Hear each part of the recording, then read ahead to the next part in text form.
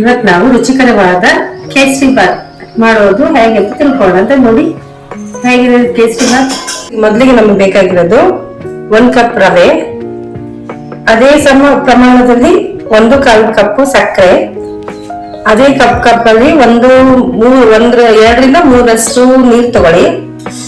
ಮತ್ತೆ ಕೇಸರಿ ಒಂದು ಕಲರು, ತುಪ್ಪ 3ರಿಂದ 4 ಸ್ಪೂನ್ ತುಪ್ಪ, ಗೋಡಂಬಿ ದ್ರಾಕ್ಷಿ, ಮತ್ತೆ ನಾವು ಯಾಲಕ್ಕಿ ಹಾಕಬೇಕು.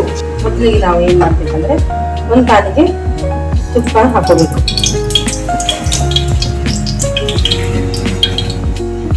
ತುಪ್ಪಕ್ಕೆ ನಾವು ತಗೊಂಡಂತ ಗೋಡಂಬಿ ದ್ರಾಕ್ಷಿ ಲೋ ಫ್ಲೇಮಲ್ಲಿ ಚೆನ್ನಾಗಿ ಫ್ರೈ ಮಾಡ್ಕೋಬೇಕು.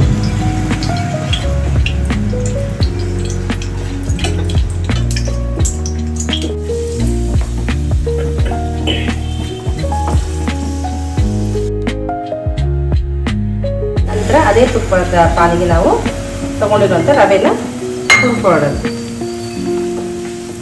ಲೋ ಫ್ಲೇಮಲ್ಲಿ ನಿಧಾನಕ್ಕೆ ಚೆನ್ನಾಗಿ ಸ್ಮೆಲ್ ಬರೋ ತನಕ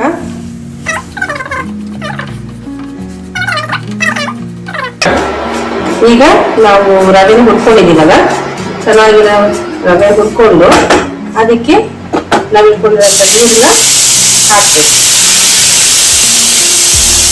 ಹಾಕಿ ನಿಧಾನ ಮಿಕ್ಸ್ ಮಾಡ್ಕೊಂಡಿದೆ. ರವೆನ ಕುದಿಯಕ್ಕೆ ಬಿಡಬೇಕು.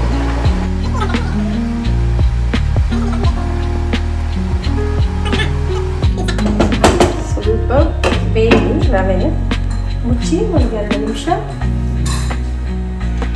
ಈಗ ರವೆ ಚೆನ್ನಾಗಿ ಬೆಂದಿದೆ, ಅದಕ್ಕೆ ನಾವು ತಗೊಂಡಿರುವಂಥ ಸಕ್ಕರೆನ ಹಾಕೋಣ. ಸಕ್ಕರೆ ನಿಮ್ಗೆ ಸ್ವಲ್ಪ ಸ್ವೀಟ್ ಜಾಸ್ತಿ ಬೇಕಂದ್ರೆ ನೀವು ಚೂರು ಸಕ್ಕರೆ ಹೆಚ್ಚಿಗೆ ತಗೋಬಹುದು. ನಂತರ ನಾವು ನೀರಿನಲ್ಲಿ ನೆನೆಸಿಟ್ಟಿರುವಂಥ ಕೇಸರಿ, ಬಿಸಿನೀರಲ್ಲಿ ನೆನೆಸಿಟ್ಟಿರುವಂಥ ಕೇಸರಿ ಹಾಕೋಣ. ಕಲರು ಸ್ವಲ್ಪ ನೀರನ್ನು ನೆನೆಸಿ ಹಾಕಿ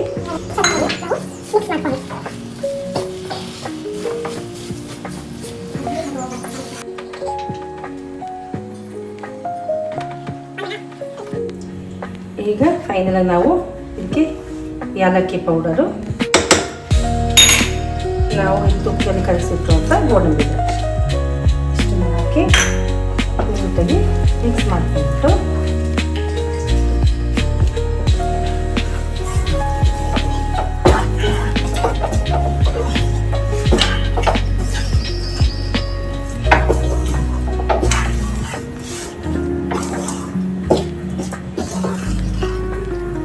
ಈ ಥರ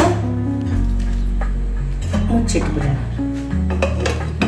ಈಗ ನಮ್ಮ ಘಮಘಮವಾದ ಕೇಸರಿ ಬಾತ್ ರೆಡಿ.